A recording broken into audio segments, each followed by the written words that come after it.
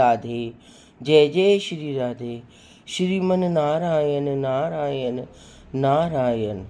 हम जीव कई बार क्या सोचते हैं, लेकिन हम जो चाहते हैं, जो हम पाना चाहते हैं, हम नहीं प्राप्त कर सकते, क्योंकि हमारी एक सीमा होती है, परिसीमा होती है। सामाजिक भी, वैवाहिक भी, व्यवहारिक भी सीमा आड़े आती है हमारी राह में।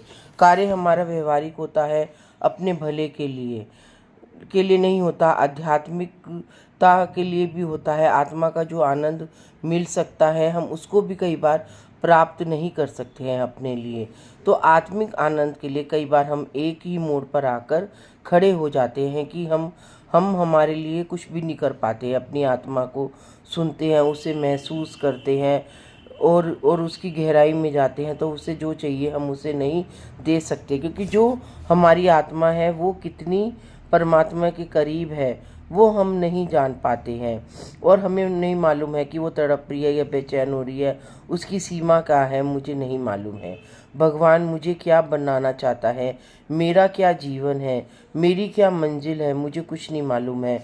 वो जैसा भाव दे रहा है मैं वैसा ही लिख रही हूँ और आपको सुना रही हूँ। मुझे कुछ नहीं मालूम कि मेरी मंजिल क्या है, मेरी राह क्या है। बस उसके प्रेम में, उसके भाव में बह जा रही हूँ। लेकिन इस बार वृंदावन में बिहारी जी के दर्शन कर जो मुझे महसूस हुआ, और बाकी बिहारी जी के जो मुझे दर्शन प्राप्त हुए, उससे मैं अपने आप में उनके प्रेम में ऐसी ओतप्रोत हुई कि मुझे लगा कि जैसे बिहारी जी और परमात्मा मेरे करीब ही है।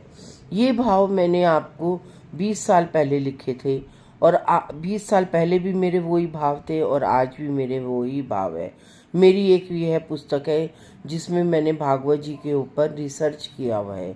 भागवत के एक एक रहस्यता को अपने भावों से व्यक्त किया है कि भागवत जी हमें क्या सिखाती है, हमें क्या दर्शाती है। भागवत जी से हमें प्रकृति के विषय से क्या प्राप्त होता है, सृष्टि के विषय से क्या प्राप्त होता है, मनुष्य जीवन से हम क्या प्राप्त कर सकते हैं, वो हमें भागवत जी का गहन अध्ययन करने से ही पता चलता है। क्योंकि जो गोपी प्रेम है वो हृदय में क्या है, हमारे शरीर की हर नस नस में गोपी प्रेम समाया हुआ है। भागवत में प्रेम प्रवेश करने के लिए, जैसे कल मैंने आपको बताया था कि हमें राजा परीक्षित की तरह बनना होगा और सुखदेव जी महाराज जी जैसे हमें वक्ता मिलने चाहिए, तभी हम भागवत को समझ सकते हैं, सुन सकते हैं और उसको अपने हृदय में श्रवण कर सकते हैं और अपने हृदय की अंतरात्मा में, हृदय आत्मा में उसको उतार सकते हैं।